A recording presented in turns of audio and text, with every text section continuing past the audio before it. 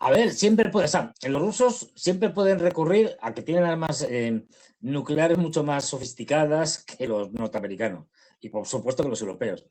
Pero sí, por ejemplo, podrían hacer una prueba nuclear. Pues sí, en su propio territorio, ¿eh? Puesto que ya Trump ha dicho que la va a hacer en algún momento, bueno, pues vas tú y la haces y dices, mire señores, una demostración. Si quieren, seguimos por esa vía. Lo pueden hacer. Están en su propio territorio, en Nueva Zembla, que son donde la suelen hacer, pum, pues haces una prueba nuclear. Por ejemplo, es que pueden hacer muchas cosas. ¿Por qué no las hacen? Pues es muy complicado, pero sí, o sea, evidentemente si hubiera otro líder que no fuera Putin, lo más probable es que sí estuviera haciendo cosas mucho más duras. Pero estamos ya metiéndonos en los equilibrios de poder de quien manda en Rusia. Lo que hemos hablado siempre, que le hemos atribuido a Putin, bueno, no, nosotros no, los imbéciles de los medios occidentales, el dictador Putin, tal.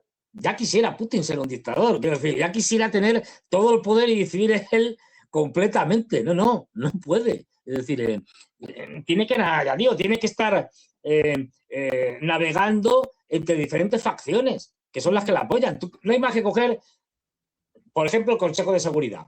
¿Por qué cuando empieza, antes de que empiece la operación militar especial, cuando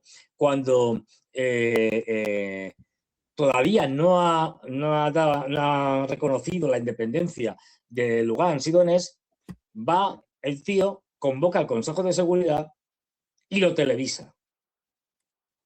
No fue en directo, fue con una hora de retraso, pero da igual, lo televisa, sabiendo los otros que los estaban televisando. Y allí es cuando les dice lo del famoso, bueno, y ustedes díganme sí o no. Y tienen que salir todos diciendo sí, no. ¿Por qué hace eso? Porque no se fía. Y porque no quiere que luego le digan, no, esto fue cosa de Putin, nosotros no tuvimos nada que ver. No, retrataros. Es decir, que quede claro ante la opinión pública rusa que habéis estado por la labor. Claro, es que eso lo que demuestra no es fortaleza, es debilidad. Porque tengo que sacarlos a todos aquí para que salgan diciendo que sí, que estamos de acuerdo. Porque no me fío de ellos. Por muy amiguetes que sean. Es que, claro, por eso me hace gracia cuando toda esta panda de imbéciles dicen esto. Es que Putin no tiene el poder que él tiene. Tiene más poder Pedro Sánchez que Putin, casi. Esto va a ser de sonada. Es decir, pero bueno, porque el tipo no hay que le eche. Es decir, da igual, tiene 1000 corrupciones, da igual. O sea, el tipo sigue y no pasa nada. Pero bueno, pues, que no es tan fácil. Y bueno, vamos a ver. El problema es que los rusos van a responder en algún momento, no sé cuándo. Vamos a pasar de eso, de que aguantan todo lo que les echen, a que dicen, pum, hasta aquí hemos llegado. Y van a hacer algo muy gordo. Y a partir de ahí, pues a ver qué pasa. Pero yo lo veo muy crudo. De hecho, esto ya es una provocación. Esto que acabamos de ver, el lanzar un ataque, o este día, el día que comienza el Foro Internacional de San Petersburgo, es una provocación. Es decir, o vamos a fastidiar la inauguración. Máxime cuando en este foro, pues yo estoy en el Foro Internacional de San Petersburgo. Por eso te he pasado las imágenes, porque luego la gente dice... vamos a presentar eso, estimadísimo. Claro, luego la gente dice, este se está tirando el moco. No, yo estaba allí. Y además te he mandado una foto, que pongas una, con María Sájarova, la portavoz del Ministerio de Asuntos Exteriores. Esto, bueno, verás tú la que se va a montar con esto. Es decir, el ruso, tal, no sé qué, a por él y tal, no sé qué. Bueno, en fin, todo tipo de tonterías. Yo estuve en 2019. Esa fotito por acá. Ahí en WhatsApp te la han mandado. Yo estuve en 2019, y para que se veas, me dice, entre otras cosas, la típica foto con el fotocall atrás que pone Sipiev 2019. O sea, porque no... Y yo estaba ahí. Era el foro más importante, es el foro más importante de Rusia. Desde que empezó la guerra, la cosa ha ido aquí con María Sájarova. Y yo con cara de idiota. Ahí, Fernando la típica con cara sonrisa. Sí, de ¿cuál es la circunstancias, cara esa? De circunstancia, de idiota, efectivamente. de sonrisa Ando, forzada. una cabeza más alta que vos, Sájarova. Mucho más alta que yo. María Sájarova es muy alta.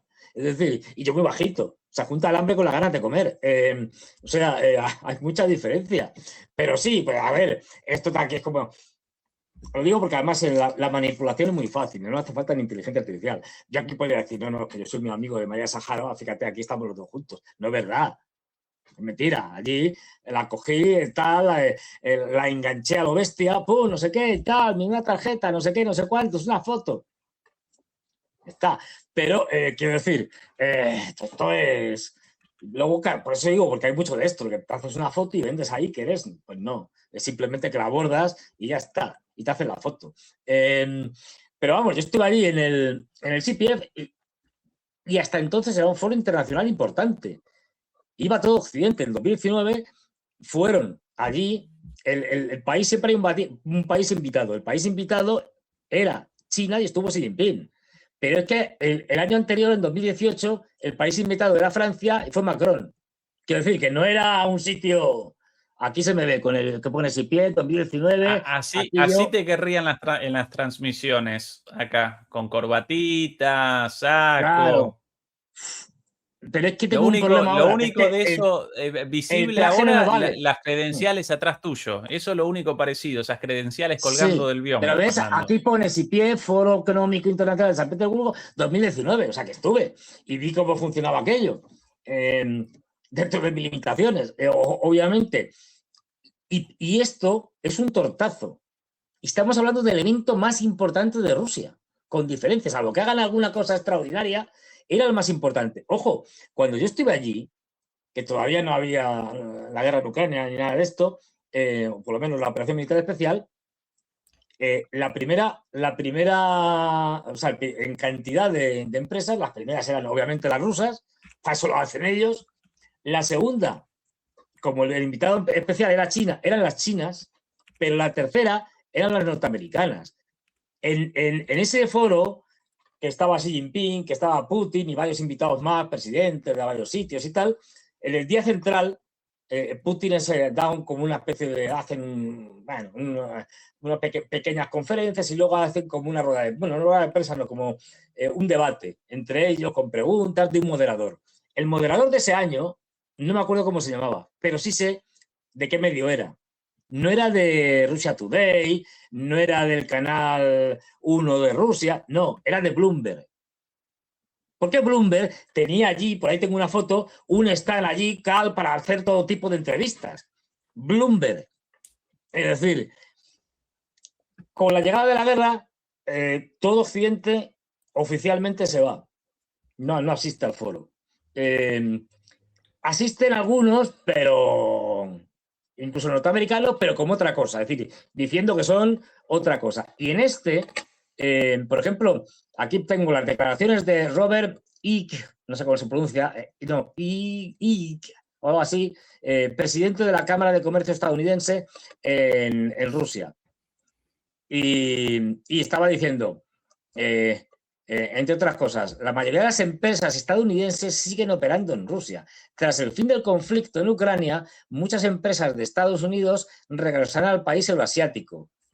Este señor, que tiene pinta de ser norteamericano por el nombre, pero tiene una cara de ruso que no puede con ella, pues es que estos están allí. Y es que cuando yo estaba allí, el presidente de la Cámara de Comercio, no sé qué, de tal, hispano, no, norteamericano, ruso, de no sé qué, no sé cuántos, era un ruso. Quiero decir, que es que había muchas empresas metidas allí que han salido y que estos están deseando que vuelvan. Y estos pintan mucho. Estos, quien organiza esto es una fundación pública que se llama Roscongres. Pero quien pone la pasta son las empresas privadas rusas o públicas. También Gazprom pone mucho dinero, etcétera, pero Pero todas esas también. empresas también con buenos negocios con China y cada vez mayores, Fernando, Sí, tampoco. sí, pero también porque tenían unos negocios extraordinarios. A ver, hay un problema que los rusos tienen con los chinos.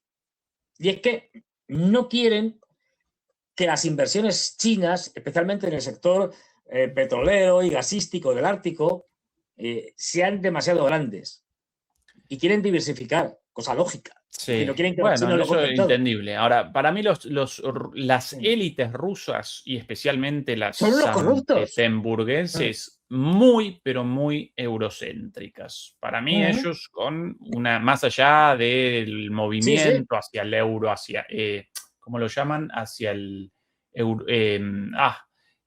giro hacia Asia de Rusia e incluso la siberización propuesta por Dugin y demás.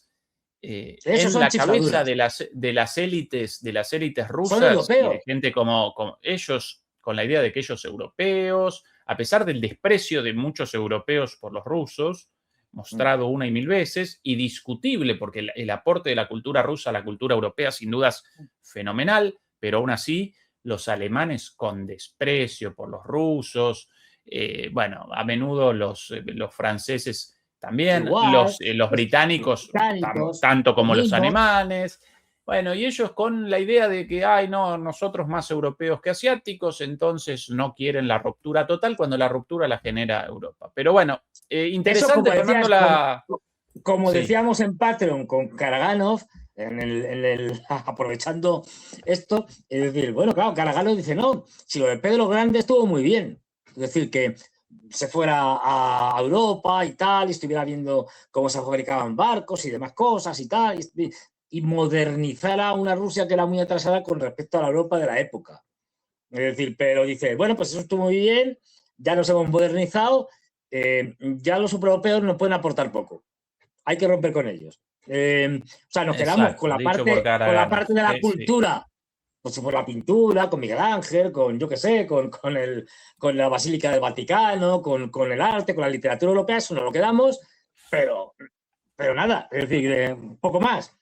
Y eso lo dice Karaganov, que ha sido un liberal de toda la vida, un pro-europeo tremendo, que contribuyó a la caída de la Unión Soviética y le pasa como a Putin, es decir, o como a Medvedev. Se sienten despechados. No olvidemos que Putin tiene un discurso en Alemania, al principio, en el que da vergüenza ajena, donde pide entrar en la OTAN y en la Unión Europea y en todo, echarse en brazos. Lo que pasa es que son rechazados. Es decir, Fernando, el problema que tienen... Discurso en alemán. En alemán, porque sabe alemán. Él hablaba con Merkel en alemán. En alemán. Yo con ese discurso he visto de punta a punta él hablando en el Parlamento, en el Bundestag, en el Parlamento, hablando en alemán y todos aplaudiéndolo. ¡Qué bárbaro! Un presidente ruso hablando en alemán, el fin de la Guerra Fría. Bueno, sí, Putin quería de buena fe el fin de la Guerra Fría. Sí, pero... Evidentemente los europeos no.